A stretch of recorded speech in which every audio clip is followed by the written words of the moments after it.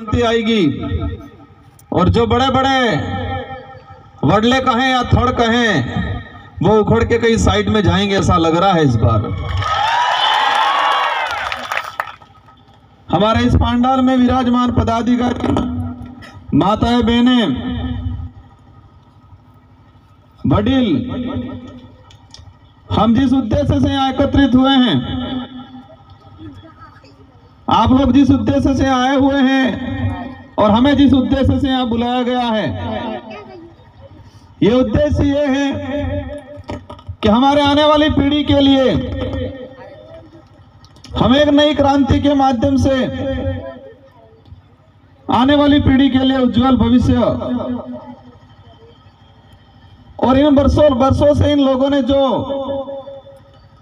यहाँ पर शोषण किया है, बेवकूफ बनाया है, बारी बारी से वोट लिया है, इन सारी चीजों का बदला लेने के लिए एकत्रित हुए हैं हम लोग यहाँ।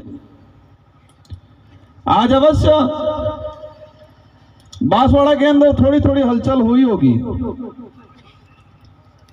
और मुझे लगता है ये हलचल तेजी से बढ़ेगी और 25 तारीख तक एक नई क्रांति के रूप में एक नया परिवर्तन लाएंगे। साथियों, हमें इतिहास में जाना पड़ेगा कि इन लोगों ने क्या किया। आज हम जिन महापुरुषों की तस्वीरें यहां लगा रखी है, इन महापुरुषों की जो कल्पना थी, इन महापुरुषों ने जो संघर्ष किया, अपनी जान गंवाई, और उन्होंने जान इसलिए गंवाई थी कि इस देश का आदिवासी, दलित, पिछड़ा, गरीब व्यक्ति आगे आए। और इससे पहले की अगर बात करें तो हमारे देश को आजाद कराया हमारे पुरखों ने। हम किताबों में पढ़ते हैं कि 1857 से देश की क्रांति स्टार्ट हुई, लेकिन हकीकत भी उससे ज्यादा है। 1737 के आसपास से देश के अंदर हमारे पुरखों ने अंग्रेजों से लड़ाई लड़ना स्टार्ट कर लिया था।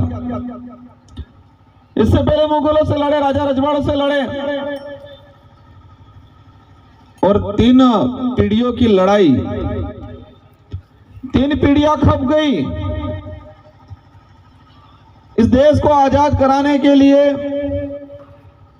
हमारे समाज की 3 पीढ़ियां खप गई और इन 3 पीढ़ियों में लाखों लोग मारे गए।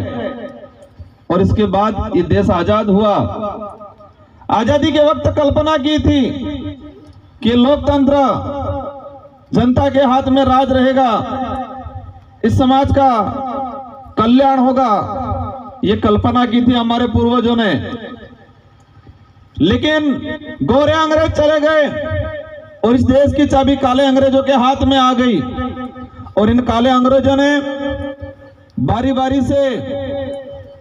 बारी से लूटने का काम किया और हमारे भोले भाले समाज को बेवकूफ बनाने का काम किया।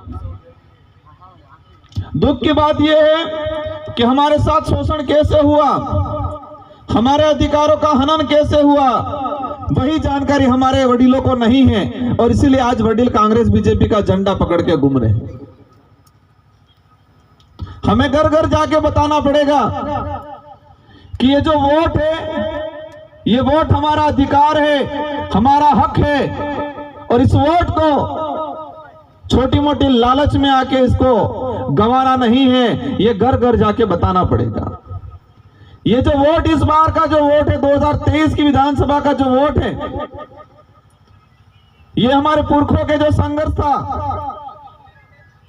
हमारे बाप दादा ने जो कांग्रेस बीजेपी को वोट देके मजबूत बनाया है, इन सब का बदला लेना है और सूद समेत वसूल करना है। इस विधानसभा चुनाव के अंदर वोट देना है भाई को, भारत आदिवासी पार्टी को वोट देना है, लेकिन ब्याज सहित ब्याज लियो पड़े कि नहीं लियो पड़े।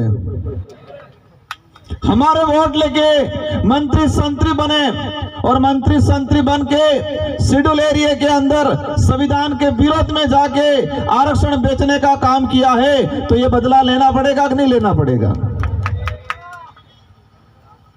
आज देश के अंदर मैं रास्ते में आ रहा था, कह रहे थे, ये बड़े बड़े पोस्टर लगे हुए थे कि हम नारियों का सम्मान करती है भाजपा।